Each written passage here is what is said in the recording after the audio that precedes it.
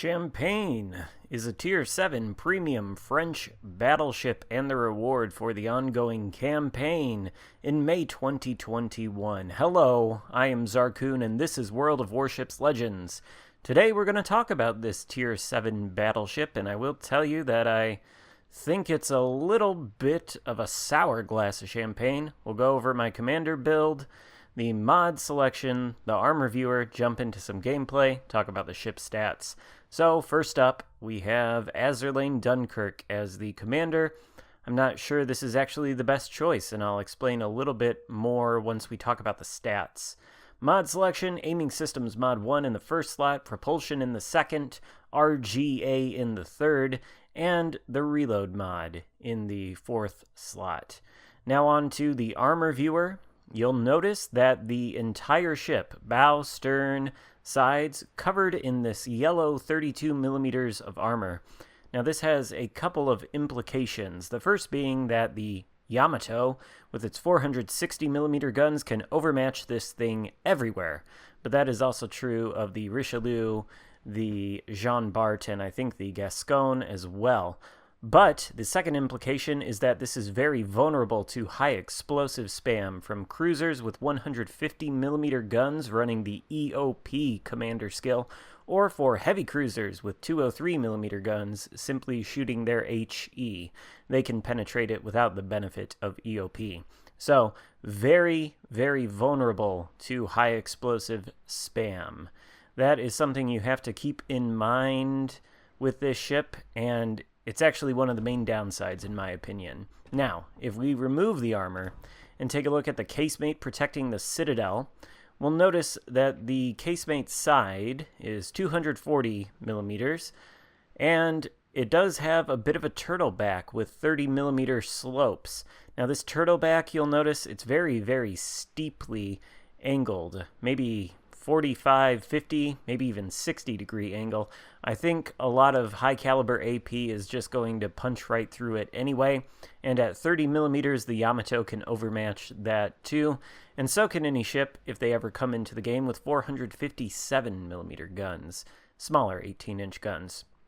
The Citadel itself is also, somewhat exposed from the waterline. It does sit above it, and it goes from the front of the front turret all the way to the back of the back turret. So it's pretty big, pretty hard to miss, and I'm sure it can be penetrated quite easily when this ship is giving broadside. Although I don't know, because I haven't had the occasion to shoot at a whole lot of these yet, so take that with a grain of salt. But now, onto the gameplay. We're going to be on Northern Waters. It's a domination mode game, and as usual, I will start off by covering the stats of this ship. I am going to give you the base stats, unmodified by any commander skills, flags, or modifications, and I'll note where the mods, commander skills, all that make a difference. So first up, the very first thing you might notice about this ship, and it is glaringly obvious, the very shallow hit points pool, 52,600 of them. That makes it the battleship with the lowest hit points at the tier, right behind the Monarch, Tier 7 premium British battleship, but the Monarch has about 1.3k more HP. 28% torpedo damage reduction on the topic of survivability. That's on the lower side compared to other battleships at the tier, but actually I think it's quite bad. A little bit worse than it sounds, given the really shallow hit points pool.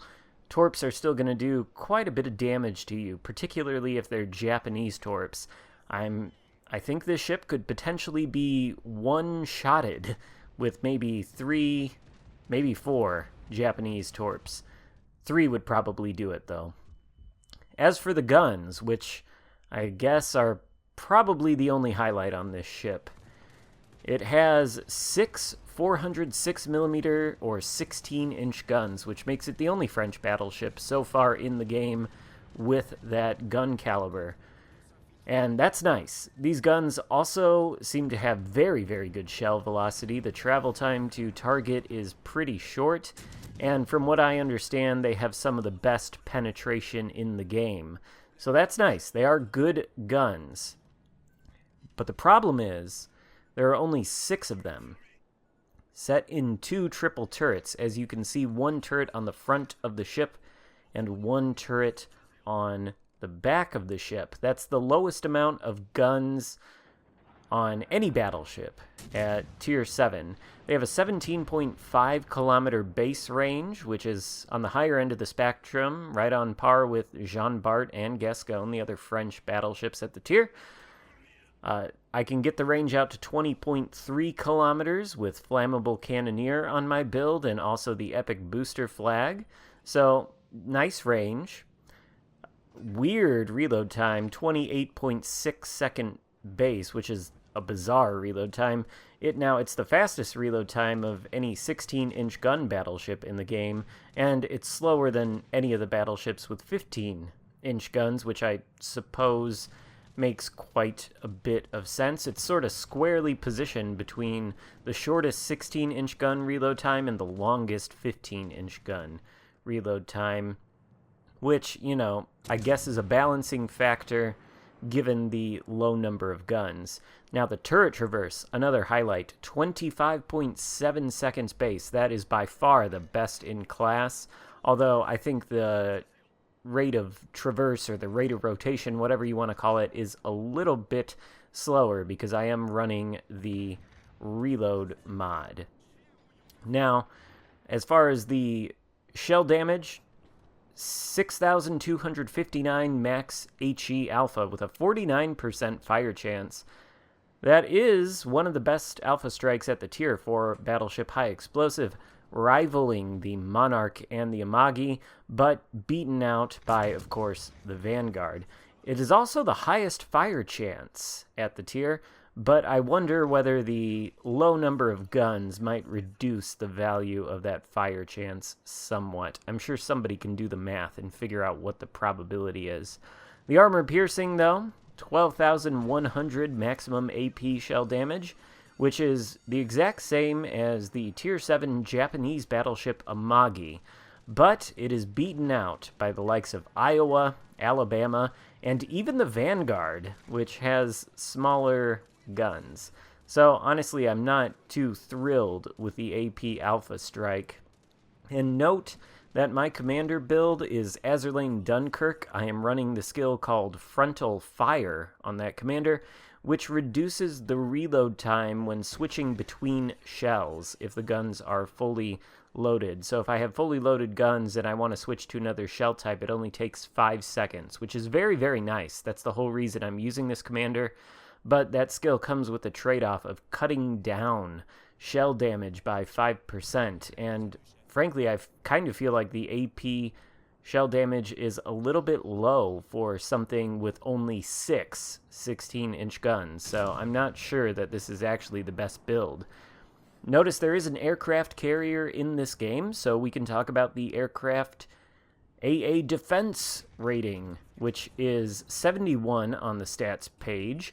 And frankly, who knows how meaningful those numerical values are across all the stats. They don't really tell you much, but what I can tell you is that the AA on this ship seems like it has a very low amount of average damage per second across all of the anti-aircraft gun types, with the highest average DPS being 80-something on the 100mm dual-purpose secondary guns.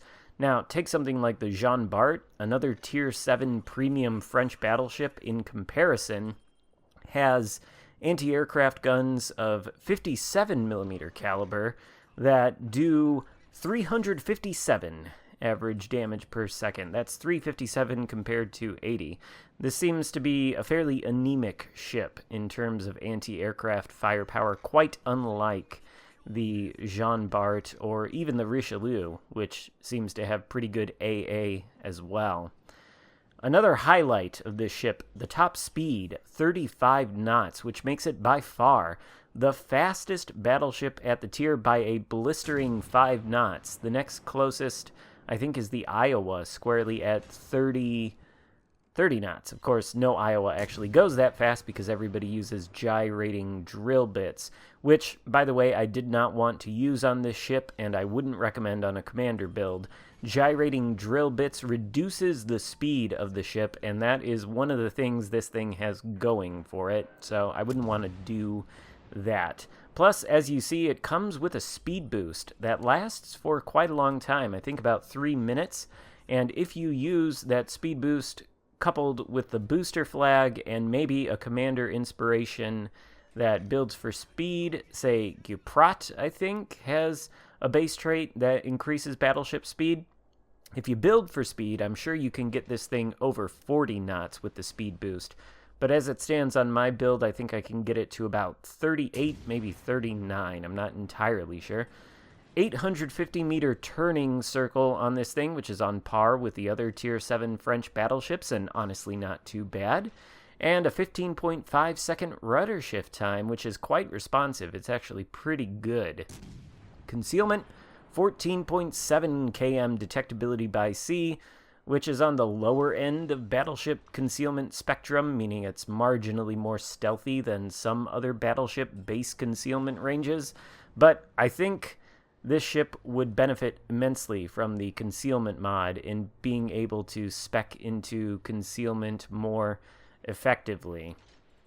It's also got a 12.3 kilometer detectability by air, which is on par with most of the other battleships at the tier. As far as how does this thing play and what do I think of it, I don't think it's a very good ship. Now, on the one hand, the guns are nice, the penetration is excellent, but the Alpha Strike is a little bit underwhelming with the armor piercing. Now, that being said, you've seen me Citadel that Iowa a number of times, who has chosen to sail broadside to me pretty much for this entire match. And these guns do have excellent penetration. They can and will Citadel battleships at long ranges in excess of 15, 16 kilometers. So that is nice. And also, it does seem like these guns are more capable than most battleship guns of citadeling German battleships on a fairly consistent basis. I've come across a number of those in the 10 or 15 games I've played in this ship, and I've citadeled Bismarcks, Tirpitzes, Grosse Kurfürsts, all of those. I've citadeled them more than I've citadeled German battleships with any other battleships, and I think that might have something to do with the penetrative capabilities of these AP shells. I'm not sure. But when they do hit for citadels, the damage honestly seems underwhelming to me. We've citadeled this Iowa, I think, 6 times, and we have 102,000 damage. Now, some of those citadels might have come from elsewhere, but it seems to me like 6 citadels on other battleships would yield better results. Part of that may be the low number of guns. Again, there are only 6 of them, so one shell hits citadel, maybe all the other shells miss, or you just get one single over-penetration. Whereas on other battleships, if you hit a citadel, the Alpha Strike might be higher, but so might the number of shells that actually hit the target for damage, whether it's overpens or full penetration damage. So it just seems like it's a little bit underwhelming when these guns do hit. And even though these guns do have that great penetration, and they are, by the way, fairly accurate, although they do sometimes seem to suffer from the French kind of shotgun dispersion syndrome, even though they are accurate, and they do have good penetration, they're honestly the only highlight of this ship, and you trade so much just to get them. First of all, having the lowest amount of hit points at the tier really, really hurts. Couple that fact with the fact that you are coated in 32 millimeters of armor everywhere, and you do have to expose a fair amount of broadside to get both of your 2 turrets on target. Well, that means it's very, very difficult to push in. You can't afford to take big chunky salvos from battleships. If somebody hits you for 10k at the start of the game, that's like a fifth of your HP gone, and it really, really hurts. Add on to that all of the HE spamming cruisers running around with equilibrium of power if they're light cruisers, or the heavy cruisers with hard-hitting HE. It becomes extremely, extremely difficult to push in with this ship. And from doing a little bit of research on it, from what I can tell on PC, it does seem to have a unique dispersion formula where it gets more accurate the further away you are, which, you know, further disincentivizes you to push in, along with the armor scheme and the low HP pool. Now, I don't know if that's exactly the same on Legends, but I feel like the shells do seem to disperse a lot more when you're closer to the target compared to when you're far away. I haven't actually asked any of the devs this or anything, but it might be the case. Even if it's not the case, you still don't want to push in because you'll just melt to high explosive spam very quickly. And any chunks that you take from, say, battleship caliber AP are going to hurt you a lot more than they would in a lot of other battleships. Now, I am pushing in here against this Colorado because I can't really disengage. This thing, again, doesn't have access to Concealment mod. He's the last ship left alive, and I kind of wanted to see how this thing would fare in a brawl. And as you can see, I've taken a lot of damage on the way here. Well, maybe not a lot of damage, but I didn't have that many hit points to begin with. So I think I am going to end up going down here. And you can see that the carrier honestly really has no problem dropping me whatsoever. In fact, it is the carrier that ends up taking me out. So we finished the game with 7 citadels, 137,000 damage, and the high caliber medal. Now, my closing thoughts on this ship are, I really don't think it's that good. I don't think it can exert as much influence over the outcome of a match as other battleships can be, mostly because everything about this ship incentivizes you to stay as far away from threats as possible. The low amount of hit points, the French armor scheme, and the accuracy and penetration of these guns at long range. Basically, you're just incentivized to stay as far away from the action as you can and snipe. And, you know, sniping in a battleship might be fun for some people. I sort of like it in ships that I think are really good at it, like the Yamato or the Iowa, but I would rather play both of those ships as snipers than this ship, because at least they can sometimes push in with great success. This one really can't. And as such, I think it's kind of a disappointing campaign ship. I'm honestly not sure if I'll buy the Admiralty backing. I probably will, just because I want to get all of the ships, but that's it for my thoughts on the Champagne. Hope you enjoyed the video. If so, give it a thumbs up. Let me know what you think of the ship in the comments. Thank you so much for watching, and I will see you next time. Goodbye.